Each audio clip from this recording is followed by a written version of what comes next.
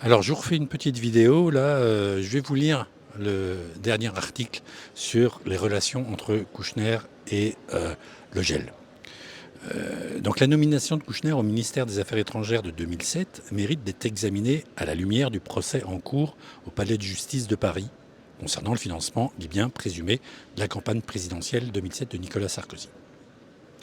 Il convient notamment d'observer les relations de Bernard Kouchner avec Marcel Le Gel.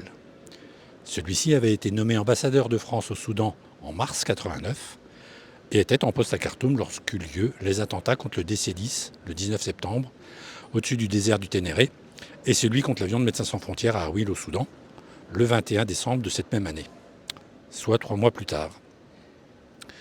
Marcel Le Gel fut un fervent partisan d'une enquête internationale sous l'égide de l'OACI, l'Organisation de l'aviation civile internationale, sur l'attentat d'Awil.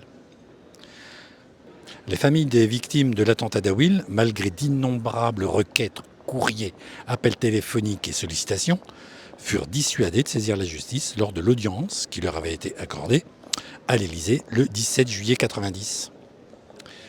Parmi les raisons évoquées figurait le fait que, selon l'Élysée, un juge ne pourrait pas enquêter sur place.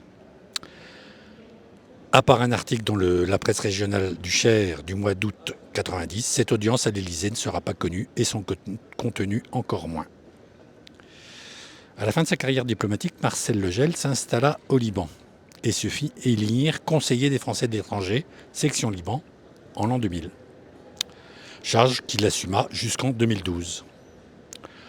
En 2008, soit un an après la nomination de Kouchner au ministère des Affaires étrangères, Marcel Le Gel fait paraître aux éditions L'Harmattan un livre, Sur le vif, dépêche oubliée, dans lequel il relate comment, sur proposition de Bernard Kouchner, dit-il, il fut envoyé au Kurdistan irakien en 1991 coordonner l'action humanitaire internationale qui protégea le retour des Kurdes vers leur ville d'origine après la première guerre d'Irak. Il faut noter que Marcel Le Gel n'avait pas rejoint son poste à Khartoum en septembre 1990. Il apparaît aujourd'hui que Marcel Le Gel a éprouvé le besoin de témoigner lorsqu'il vit, en 2007, Bernard Kouchner être nommé au ministère des Affaires étrangères. Voilà, à bientôt pour de nouvelles vidéos. Merci.